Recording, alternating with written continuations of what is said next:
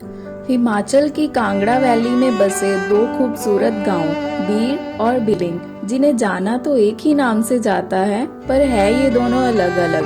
Basically Billing is the take off point for paragliding and Bir is the landing point. Bir Billing is well known as paragliding capital of India. Apart from paragliding, Beer is famous for its cafes, monasteries, tea gardens, and meditation.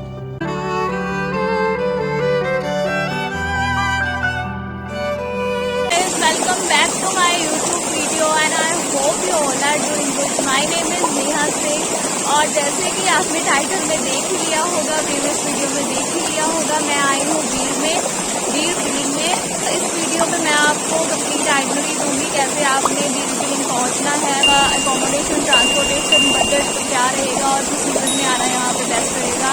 तो make sure आप video को and तक जरूर देखना और अगर अभी तक आपने चैनल को सब्सक्राइब नहीं किया है तो कर देना ऐसे ही और इन्फॉर्मेटिव वीडियोस देखने के लिए। तो चलिए बिना देरी के ब्लॉग को स्टार्ट करते हैं।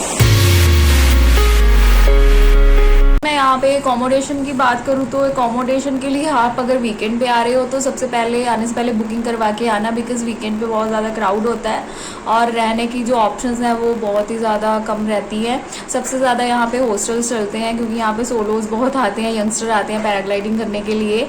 एंड इसके अलावा हॉस्टल्स हो गए, हॉस्टल्स के अलावा आपको यहाँ पे रिजॉर्ट भी मिल जाएंगे और होटल्स भी मिल जाएंगे। मैं जिस होटल में रुकी हुई हूँ उसका मैं आपको एक व्यू दिखा देती हूँ।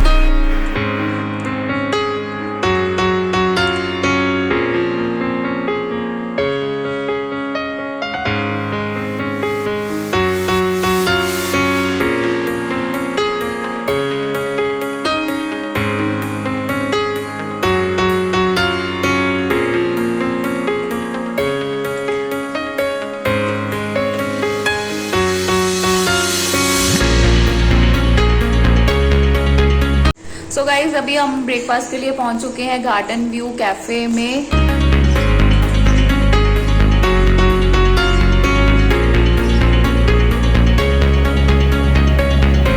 ये हमारे होटल से कुछ 500 मीटर के डिस्टेंस पे ही है। हमने फूड वगैरह अपना ऑर्डर कर दिया है, सो देखते हैं टेस्ट वाइज कैसा होएगा। ये हमने वेज सैंडविच ऑर्डर किया है and this is Apple Honey pancake. तो गाइज अभी हम जा रहे हैं भंगोरू वाटरफॉल जो कि गुनेर में है और इसके लिए हमने स्कूटी रेंट पे की है जो हमें 500 की पड़ी फॉर हाफ डे और 120 का हमने इसमें पेट्रोल डलवाया है। सो अभी हम बस वाटरफॉल के लिए निकलने लगे हैं।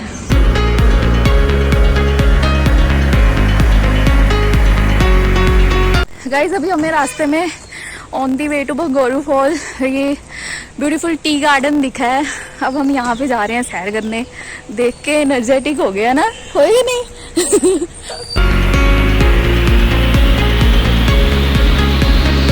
सो भंगोरू वाटरफॉल की पार्किंग पे हमने अपनी स्कूटी पार्क कर दी है। अभी आगे ट्रैक करते हुए जा रहे हैं वाटरफॉल की ओर।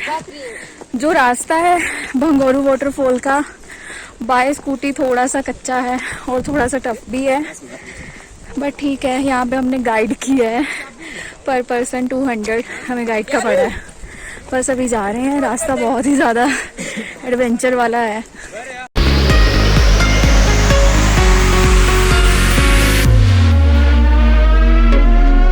ये बहुत ही अमेजिंग सा पानी के बीचों बीच एडवेंचर करने के बाद हम पहुंच चुके हैं Bhangoru waterfall and what an amazing waterfall man.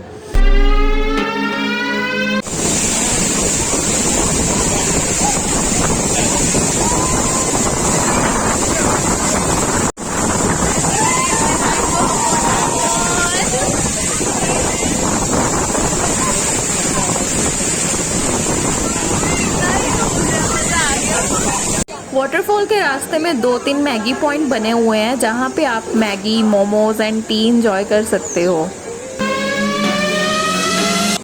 हमारा जो वाटरफॉल था उसका ट्रैक बहुत ही बढ़िया रहा, मज़ा आ गया कुल मिला के। अभी हम नीचे जा रहे हैं पार्किंग की और अगर आप यहाँ पे आ रहे हो बीर में तो यहाँ भंगोरू वाटरफॉल ज़रूर आना, बहुत मज़ा आएगा आपको। लिटरली इतना एडवेंचर वाला ट्रैक है ना कि आई कांट एक्सप्लेन।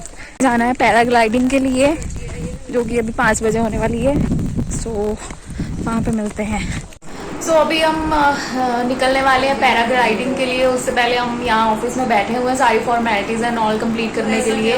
तो पैराग्लाइडिंग जो है अभी पिछले 1.5 महीने से 3,000 रुपये में हो रही है, जो कि हर जगह पे यहाँ पे फिक्स प्राइस है।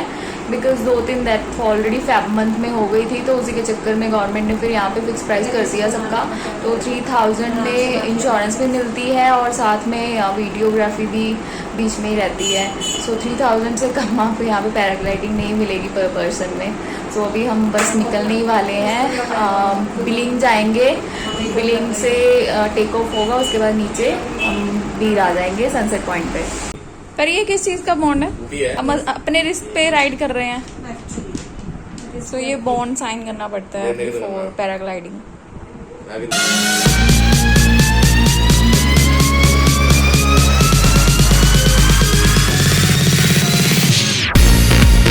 सो गाइज अभी मैं पहुंच चुकी हूँ बिलिंग में।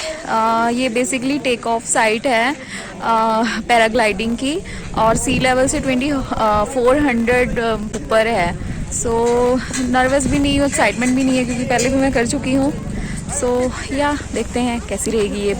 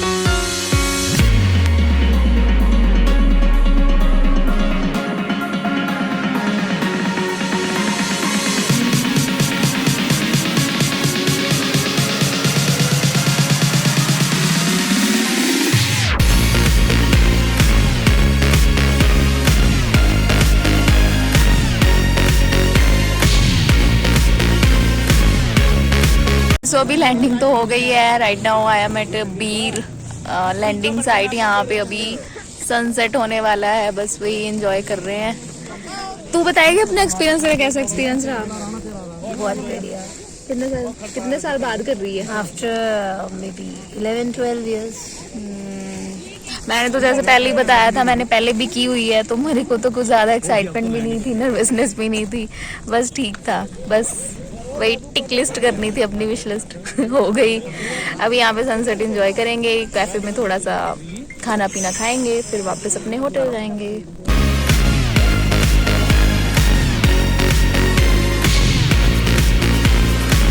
सिल्वर लाइनिंग कैफ़े बीर लैंडिंग साइट के बिल्कुल ही पास में है। सो आप यहाँ इवनिंग में आके अपना क्वालिटी टाइम स्पेंड कर सकते हो।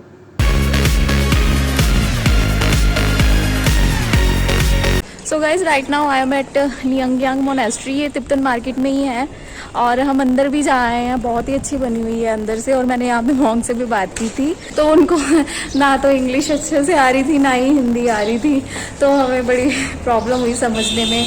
तो मेडिटेशन का बता रहे थे कि मेडिटेशन वगैरह बड़ी अच्छी होती है यहाँ पे, और बहुत ही क्लोज है, अभी ओपन भी थी, तो मज़ा आया। अच्छी मोनेस्ट्री बनी हुई है।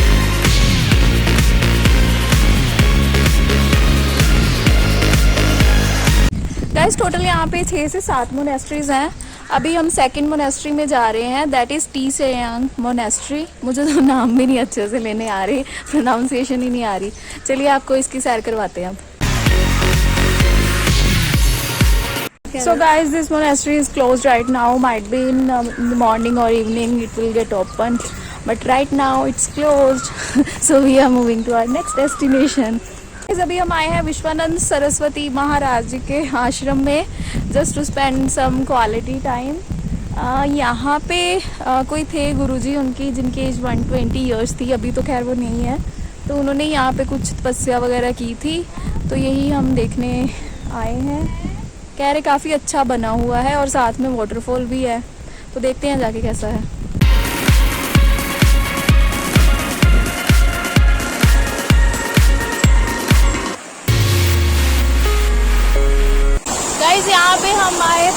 तो बंद है, जो आश्रम था 3 बजे ओपन होता है और अभी 1:15 हुआ है, तो वो तो नहीं हो पाया। बट यहाँ से एक वाटरफॉल है, हल्का सा वाटरफॉल तो नहीं कह सकते, जस्ट एक नदी टाइप है, तो वहीं पे बैठे हुए थोड़ा अपना मेडिटेशन टाइम कर रहे हैं। सो गाइज़, ये तो होगी हमारे आश्रम की विज़िट और हमने तकरीबन 1-1.5 घंटा यहाँ वाटरफॉल पे बैठ के एंजॉय किया, अच्छा लगा। अभी हम आगे जा रहे हैं, देखते हैं कहाँ को बनता है प्लान। और बीर फैक्ट्री, जो टी फैक्ट्री है, वहाँ पे भी हम गए थे, बट संडे के दिन वो बंद होती है। सो टी फैक्ट्री तो हमारी बीर वाली रह गई। और ये रास्ते में हमें फिर से दिखा है एक ब्यूटीफुल सा टी गार्डन, जिसे देख के मन खुश हो गया। हम जा रहे हैं डीक पार्क इंस्टीट्यूट में, जो कि 2 हॉस्टल्स हैं, द ट्रिपी ट्राइब और गोस्ट ऑफ हॉस्टल के पास ही है, तो वहाँ जा रहे हैं।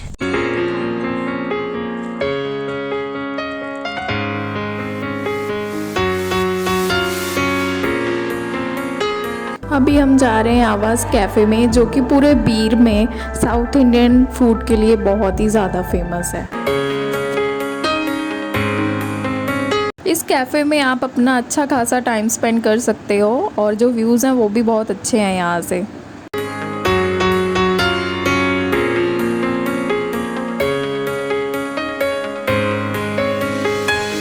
गाइस, अभी अगर मैं बात करूं कि आपने बीर में कैसे पहुंचना है, तो जो सबसे कन्वीनियंट वे है वो है वॉल्वो बस का।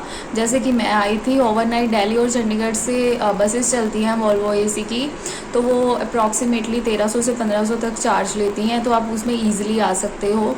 एंड इसके अलावा अगर आपके पास अपना व्हीकल है तो आप उससे भी ट्रैवल कर सकते हो।